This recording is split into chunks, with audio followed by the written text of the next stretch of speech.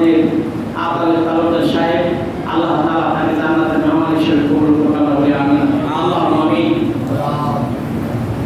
ربنا ظلمنا أنفسنا وإن لم تغفر لنا وترحمنا لنكونن من الخاسرين رب ارحمهما كما ربياني صغيرا رب ارحمهما كما ربياني صغيرا আরশের মালিক আজ আলোচনা করলাম, দাঁড়িয়ে তেলাওয়াত করলাম এর সব বিশ্বনবী মুহাম্মদ রাসূলুল্লাহ সাল্লাল্লাহু আলাইহি ওয়াসাল্লামের রওজা পাকে পৌঁছায়া দাও। আরশের মালিক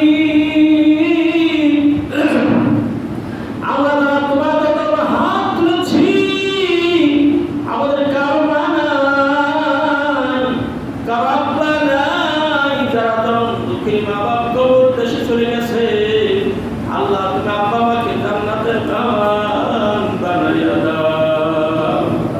রব্বুল আলামিন এই যে কুরবানির ঈদ গেল, যুবক ভাইরা কুরবানি নিয়ে মাংস খাইতেছে, আব্বা মা যদি জীবিত থাকতো এক টুকরা মাংস মায়ের মুখে তুলে দেওয়া সম্ভব হতো।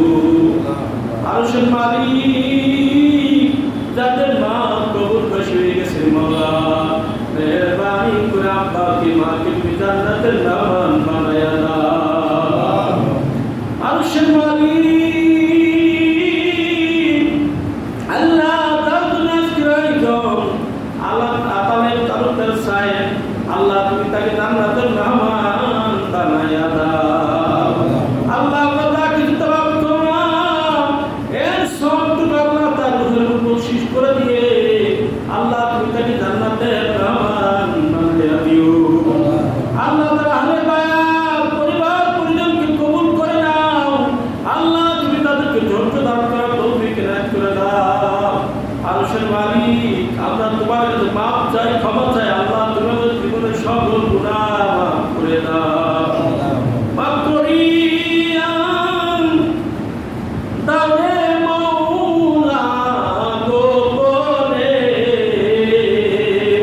যত গুনাহ করছি মাওলা জীবনে, যত গুনাহ করছি মাওলা গোপনে, মাফ করিয়া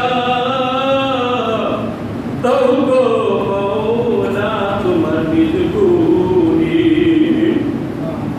আল্লাহ আমাদের জীবনের সকল গুনাহ খাতা মাফ করে দাও। রব্বুল আলামিন আজরাইল আলাইহিস সালাম আসলামকে যখন পাঠাও, আরশের মালিক আমাদের জবানে তুমি জারি করে দিও কালেমা তাইবা লা